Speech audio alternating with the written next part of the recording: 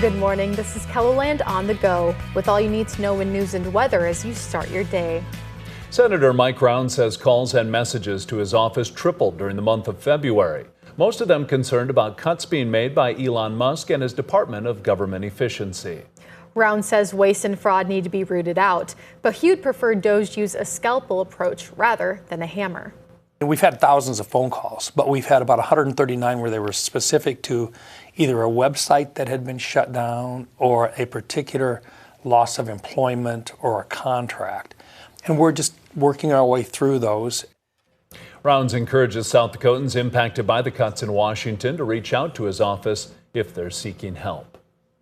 A Buffalo County woman found guilty of kicking a 4-year-old boy to death will stay in prison. A jury convicted Donica Ray Gonzalez in 2014 of first-degree manslaughter and aggravated assault in the death of her boyfriend's son. Gonzalez filed a petition challenging her convictions, which an appeals court found in favor of. However, state prosecutors appealed that judge's decision. The High Court's justices in turn found that the judge had erred and Gonzalez must remain in custody. You can read more about the decision in this story by Bob Mercer on our website. South Dakota received some luck this St. Patrick's Day holiday season. Multiple local and state agencies say there were minimal reports of DUI arrests.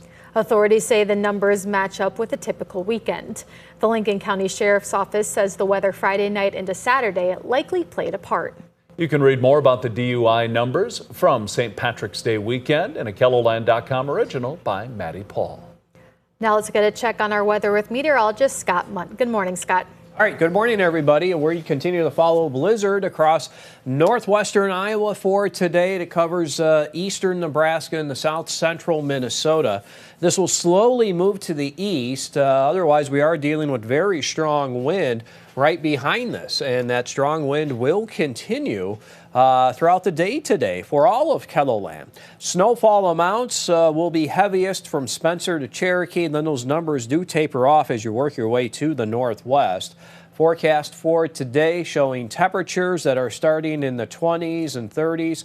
I think we'll eventually hit the upper 30s to the lower 40s. Brian will have more details on your forecast coming up. Thank you, Scott.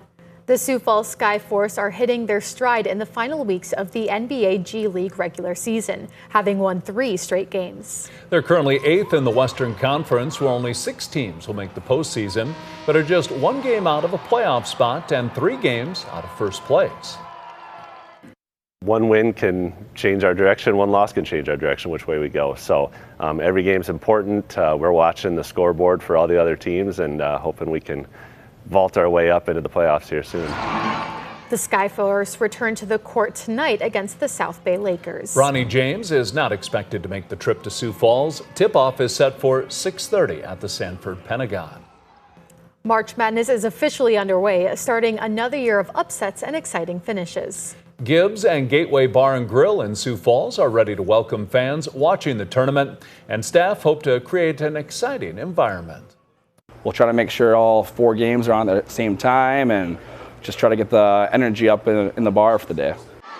Management also says they expect a big crowd for the SDSU women's game on Saturday. The Jackrabbit women are headed to the big dance, and if you can't make it to Connecticut to see Saturday's game in person, we've got you covered. Our very own Travis Fossing will bring us live reports from Storrs, Connecticut, beginning tomorrow night on KELOLAND News at 10. I'll be checking in with players, coaches, and fans leading up to the first round game. Jackrabbits taking on Oklahoma State Saturday afternoon, beginning at 2:30 Central Time.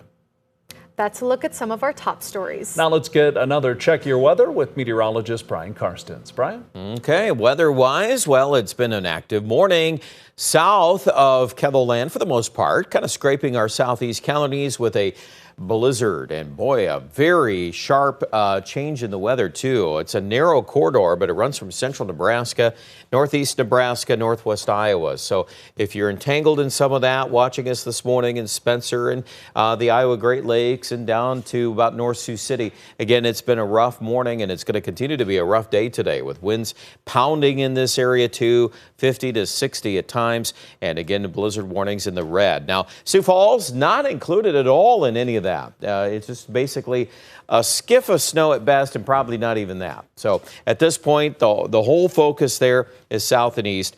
Sioux County, for example, quite a gradient. You go basically from nothing to about maybe 2 or 3 inches in the southeastern edge of the county.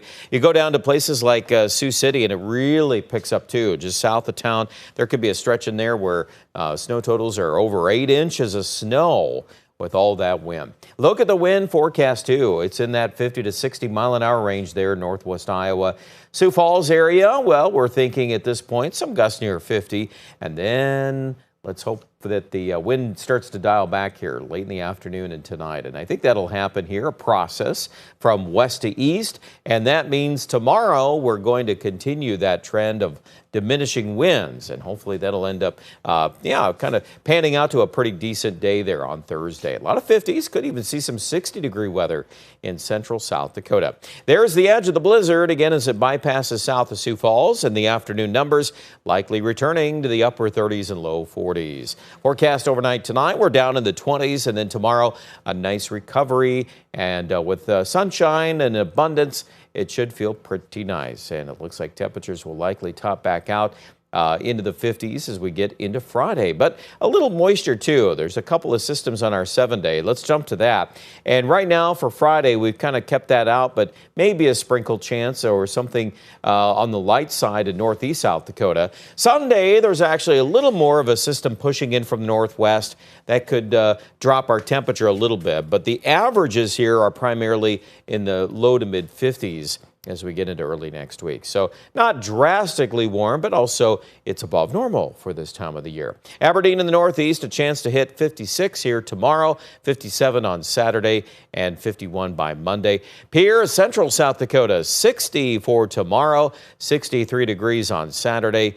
And I think that opportunity for 60-degree weather returning to Rapid City on at least a couple of occasions here. But notice the lack of moisture too. We're not looking at any major storm tracks, at least for the duration of the week. That's a look at your weather forecast. Of course, we're tracking all of the weather here across the upper Midwest and northern plains with our latest forecast online at KELOLAND.com. Stay tuned.